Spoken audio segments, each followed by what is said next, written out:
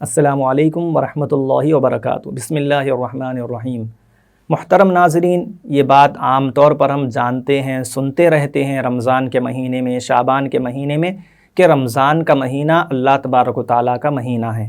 لیکن یہ بات بہت کم سننے میں آتی ہے کہ اسلامی کیلنڈر کا سب سے پہلا مہینہ یعنی محرم الحرام والا مہینہ بھی اللہ تبارک و تعالیٰ کا مہینہ ہے۔ جس طرح کئی احادیث میں رمضان کے لیے نبی کریم صلی اللہ علیہ وسلم نے شہر اللہ کا لفظ استعمال کیا کہ یہ اللہ کا مہینہ ہے، اسی طرح محرم کے بارے میں بھی کئی روایات میں شہر اللہ کا لفظ آیا ہے، یعنی یہ بھی اللہ تبارک و تعالیٰ کا مہینہ ہے۔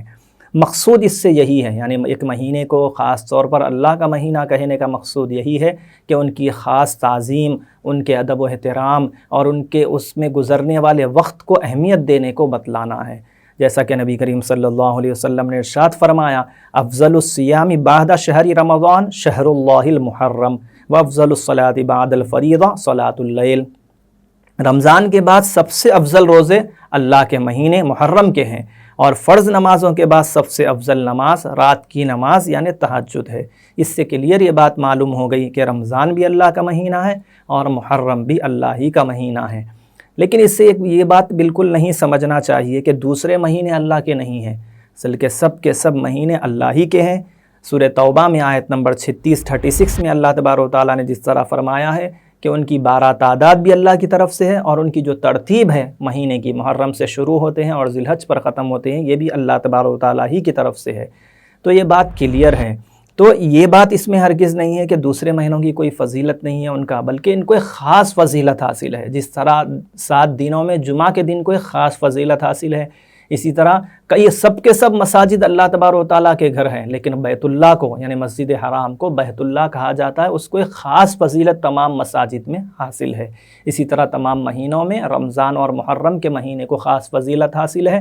بتلانا اس کے ذریعے سے یہی ہے کہ زیادہ سے زیادہ وقت اس مہینوں کا عبادات میں اللہ کو راضی کرنے میں گزارا جائے، اور سختی کے ساتھ غلطی سے، گناہوں سے بچنے کی کوشش کی جائے۔ ایک بات یہاں پر جاننی چاہیے کہ مسجد حرام کے ساتھ اور محرم کے ساتھ حرام کا لفظ استعمال ہوتا ہے۔ عربی زبان میں حرام کا لفظ المحترم کے معنی میں استعمال ہوتا ہے، قابل احترام مہینہ، قابل احترام گھر۔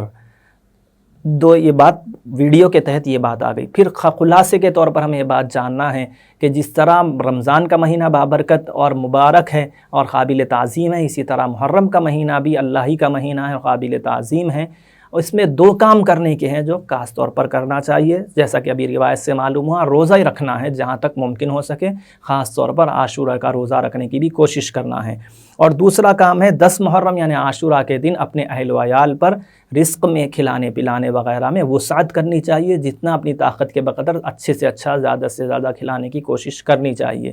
تو اس روایت میں آتا ہے کہ جو اس طرح عاشورے کے دن خاص طور پر اس نیت سے کھلاتا پلاتا ہے تو اللہ تبارک و تعالیٰ سال بھر اس کے رزق میں فراوانی عطا فرماتے ہیں۔ تو یہ 2 کام ہو گئے۔ 2 کام بالکل نہیں کرنا ہے۔ یہ بات ہم سب جانتے ہیں کہ حضرت حسین رضی اللہ تعالیٰ عنہ کی شہادت تاریخ اسلامی کا ایک بہت ہی دردناک اور المناک واقعہ ہے، لیکن ماتم کرنا، سوگ منانا یہ اسلامی تہذیب اور شریعت نہیں ہے۔ اگر واقعتاً ہمیں تہذیب سوگ منانا ہوتا تو نبی کریم صلی اللہ علیہ وسلم کی وفات پر ضرور سوگ مناتے اور ماتم کرتے، لیکن اسلام اس بات کی اجازت نہیں دیتا۔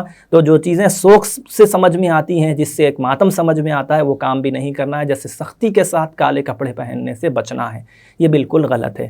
اور دوسرا کام کرنا ہے، جو جب سوگ منانا غلط ہے تو جو لوگ سوگ منا رہے ہیں، جو لوگ ماتم کر رہے ہیں، وہاں کی جلوسوں میں اور ان منحوس مجلسوں میں، جلسوں میں شرکت بھی نہیں کرنا ہے، ان کو دیکھنے کے لیے بھی جانے کی اجازت نہیں ہے۔ اللہ تبارک و تعالیٰ ہمیں صحیح سوچ اور صحیح سمجھ کے ساتھ عمل نصیب فرمائے۔ جزاکم اللہ خیر۔